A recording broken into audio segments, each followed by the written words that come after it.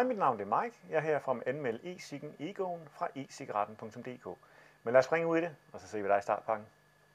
Når vi modtager startpakken, kommer det i sådan en æske her. Lad os prøve den op.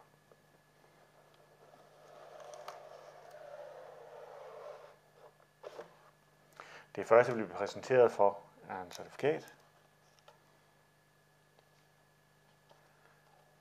en brugermanual,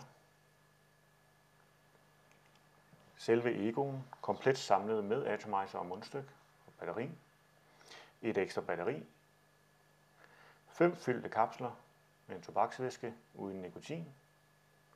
Herover har vi opladeren, og ved siden af ligger kablet til vores oplader. Selve Egoen består af 4 dele. Et batteri, en atomizer, en cone og et mundstykke. For at samle den tager du batteriet og atomizeren og skruer sammen.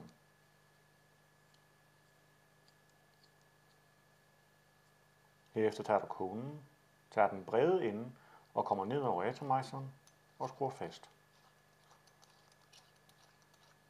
Til sidst tager du filteret og kommer forsigtigt ned i atomizeren. Så har du samlet Egoen. Så vil vi se, hvad der er i startpakken. Lad os se, hvad den kan.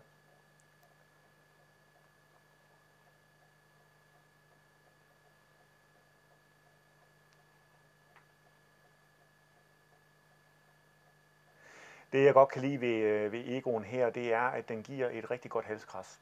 Selve atomizeren, der sidder heri, det er jo en standard 510 atomizer. Og så har vi et 650 mAh batteri. Lad os lige prøve at kigge lidt på den her. Det første, der ligesom faldt mig i øjnene, dengang jeg pakkede den op, det var, at den ser meget lækker ud. Ikke? Den er meget eksklusiv i looket. Vi har det meget blanke krom her, og så sammen med guldringen her omkring.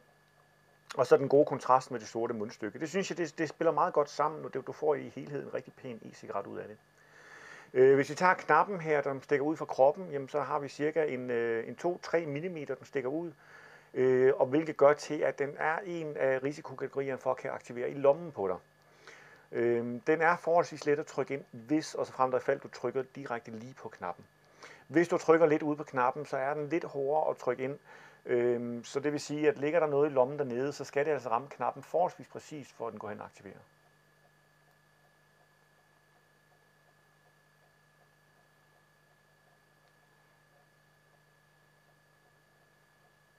Som I kan se, så giver den en rigtig, rigtig god mængde damp. Det gør den.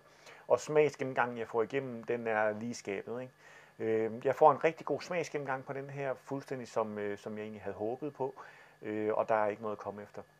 Selve halskrasset, jeg får på, det er dejligt fyldigt, kraftigt halskras. Fuldstændig som jeg også er vant til med lignende modeller med et 650 mAh batteri. Jeg kan virkelig mærke, at jeg får det ned igennem halsen, videre ned til lungerne, og får en god fornøjelse at sidde og dampe på den. Hvis vi tager og siger, så har vi konen her, der sidder oven på batteriet, og den er jo meget en pyntegenstand, selvfølgelig er den det. Den er jo knap så pæn, hvis det er, at du tager den af.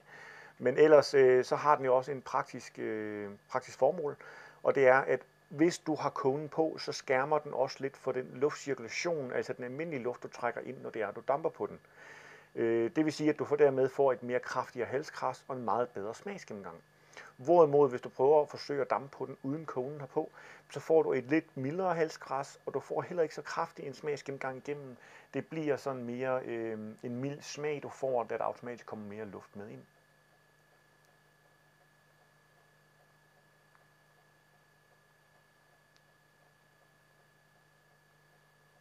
Så har jeg også en lille fiks detalje hernede, lige med guldbelægning hernede i bunden. Lige prøve at tage et andet batteri her. Der er mange, der ikke er klar over, at den type e-cigaretter her ikke har et cut-off. Det har den faktisk. Vi kan se, når vi trykker knappen ind her, så lyser den blåt. Og så efter cirka 14 sekunder, jamen, så vil den simpelthen deaktivere. Det vil sige, så vil den stoppe med strømtilførslen til atomizeren. Og det er for ligesom at minde os om, at vi skal lige tage den lidt afslappet med hensyn til, hvor meget vi damper på den.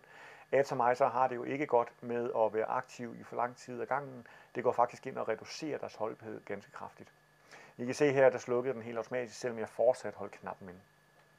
Men ellers, altså, der er jo ikke noget galt for sig, og så kan man sige, ryge flere gange på den. Der sker heller ikke noget ved det, hvis det er, at du holder den inde i 14 sekunder med atomizeren på. Den har bare ikke godt af det.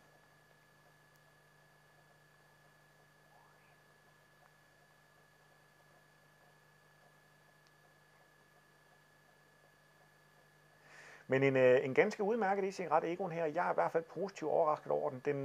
Den performer godt. Den har et godt halskras, en rigtig lækker smagsgennemgang. Og så lige den her model, den er også behagelig for øjet, ikke? Jeg har selvfølgelig en rabatkode til jer, og den kommer ind lige her, hvor du har 5% ind på e-cigaretten.dk, hvis det er, du vil have den her model.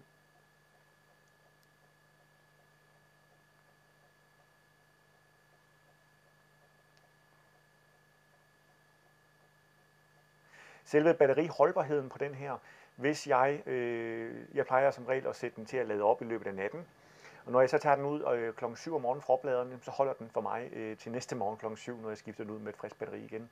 Så vi har en lang holdbarhed på batteriet her, det er helt klart en fordel. Og så har vi også en relativt kort opladningstid til betragtning af, hvor lang tid den så holder derefter. Cirka 2-2,5 timer tager det for mig at oplade den her, den er helt flad til den er fuldstændig fyldt op og klar til at blive brugt igen. Og da der jo følger 2 batterier med, jamen, så skal man sige, jamen, så har du godt kørende. Hvis du har 2 fulde batterier, så har du også 2 dages rygetid. Det har jeg. Det er jo ikke sikkert, at du ryger lige så ofte, som jeg gør, så det vil også sige, at du kan jo sagtens opgå måske helt op til 2 dages batterilevetid på et enkelt. Det er helt afhængigt af, hvor meget du damper på den.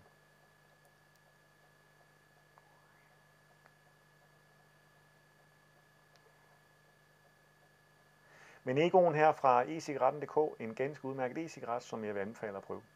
Jeg siger tak, fordi du kiggede med, og håber, du fik noget ud af det.